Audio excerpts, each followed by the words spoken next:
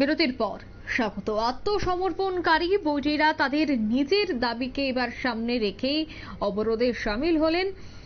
তাদের নিজেদের দাবি আদায়ের জন্য অমরপুর উদয়পুর সড়কের মাঝে মাতরাঙ্গি এলাকায় মুন্ডা কলোনি স্কুল সন্নিকটের মূল রাস্তায় তারা তাদের দাবি নিয়ে এগিয়ে আসে। সকাল 5টা থেকে 9টা বেজে 15 মিনিট পর্যন্ত এই অবরোধ কর্মসূচি চলতে থাকে।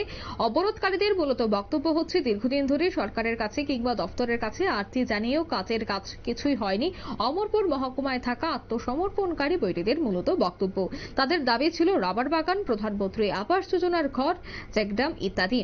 তাদের আরো বক্তব্য হচ্ছে যে অমরপুর মহকুমা ছাড়া পার্শ্ববর্তী ব্লক এলাকায় এই সমস্ত জীবিকা নির্বাহের প্রক্রিয়া শুরু হয়ে গেছে, কিন্তু এই মহকুমাতেই এখনো পর্যন্ত শুরু হয়নি। এই অবরোধকালে মহকুমা শাসক অনুপম চক্রবর্তীর আহ্বানে আন্দোলনকারীদের কথা শুনলে আগামী 5 দিনের মধ্যে তাদের দাবি পূরণ করা হবে বলে লিখিত আকারে পাওয়ার পর সকাল 9টা বেজে 15 মিনিটে অবরোধ মুক্ত হয়। কি বলছে অবরোধকারীরা, শোনাচ্ছি।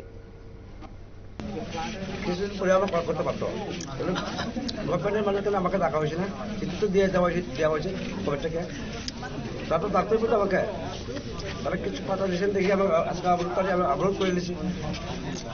প্রশাসনের সাথে কথাবার্তা হয়েছিল আগে এই বিষয়ে? আর রাস্তা অবরোধ করবেন যে প্রশাসনকে জানাইছিলেন? সব কিছু জানা দিচ্ছি। তারা কি হয়েছিল ওই সময়?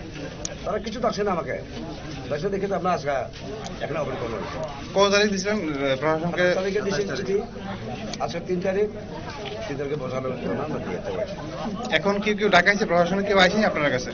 এখন একটু আগে আসছিল ডিস্ট্রিক্ট সাব ওয়েলফেয়ার অফিসার, উনি যে কথাবার্তা করছে, তারপর মহলের কথাবার্তা সব কিছু আজকে হয়ে যাবে বসে বলে হবে না, কিন্তু আমার লিখিত পাইতে লিখিত না পাওয়াতে আমরা বুঝতে পারতাম না। আপনারা শুনলেন তাদের বক্তব্য, অবরোধকারীদের বক্তব্য।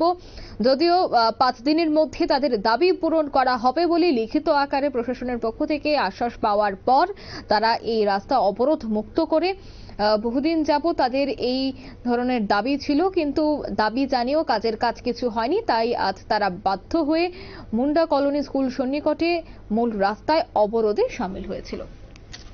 নিয়ে নিচ্ছি এই মুহূর্তের সংবাদ এ পর্যন্তই। আমাদের পরবর্তী নিউজ এবং আপডেট দেখার জন্য অবশ্যই চোখ রাখবেন শুধুমাত্র নিউজ ভ্যানগার্ডের পর্দায়। খবরের ভাষায় মানুষের প্রতিবাদ, মানুষের ভাষায় নিউজ ভ্যানগার্ড। ধন্যবাদ।